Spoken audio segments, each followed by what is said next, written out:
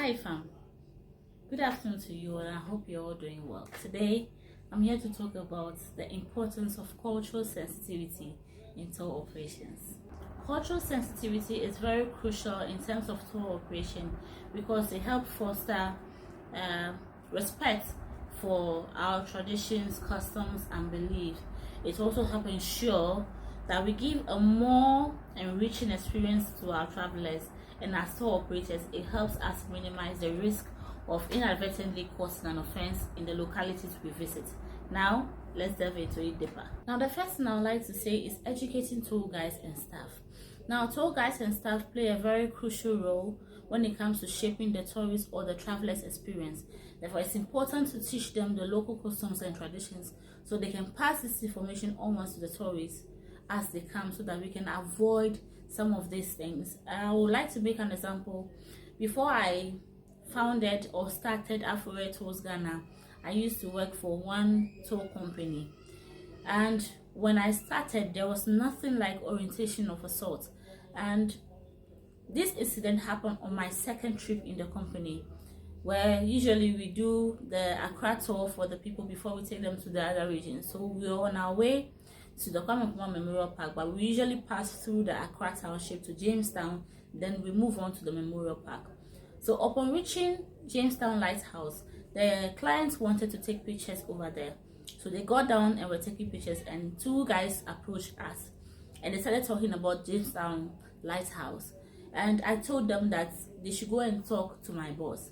In that process, I didn't know what ensued. So when the people were done taking the pictures, I was taking them on board the bus again, and then the confrontation with these two guys happened, and they were attacking me for letting the clients on board the bus and not allowing them to partake in the guide and the knowledge she was sharing with them, and it caused a lot of stir.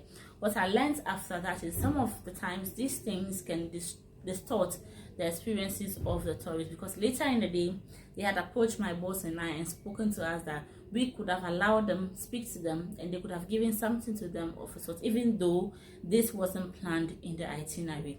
So that was one big lesson I learned. You need to do orientation that in certain cases where things are not in the itinerary and they come up, how to handle those situations so that you don't distort the experience of the travelers or the tourists. The next thing I would like to talk about is cultural awareness training.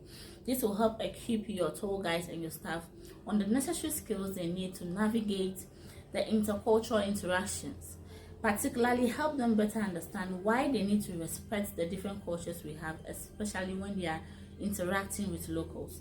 If you follow us frequently, I posted on our socials about Tenzong Shrine in the Upper East region, where before you enter the shrine you would have to go topless.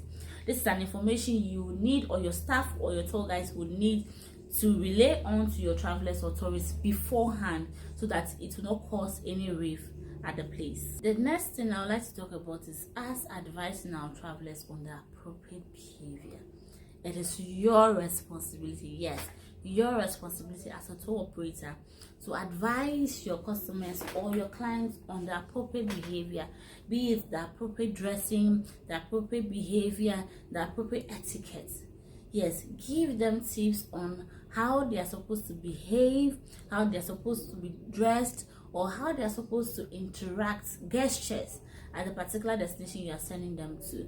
That is why it is important that as tour operators, whatever destination you are sending your travelers to or your tourists to, research about the area. Are there certain things they need to know beforehand as they are going there, and let them know this to avoid any inadvertent offense or clashes. Another thing is promoting cultural experience.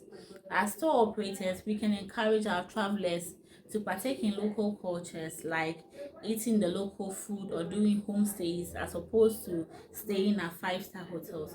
Homestays are typically sending them to a typical home setting to stay over at a family to experience the day-to-day life of those indigens. Yes, so we can consider some of those things. This will help them or allow them experience our local culture firsthand. The last thing I would like to talk about is emphasizing the value of cross-cultural understanding. We can do this by highlighting the benefits they could get from engaging with, respectfully though, from engaging with diverse cultures. This will help the tourists approach travel with an open mind and be willing to learn from different perspectives. To end, I would like to say that by prioritizing cultural sensitivity will help facilitate a more meaningful and interactive relationship between travelers and the local community, which in essence will help enhance the overall travel experience for everyone involved.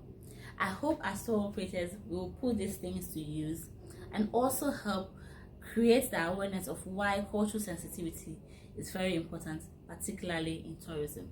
Thank you, and until next time, bye for now.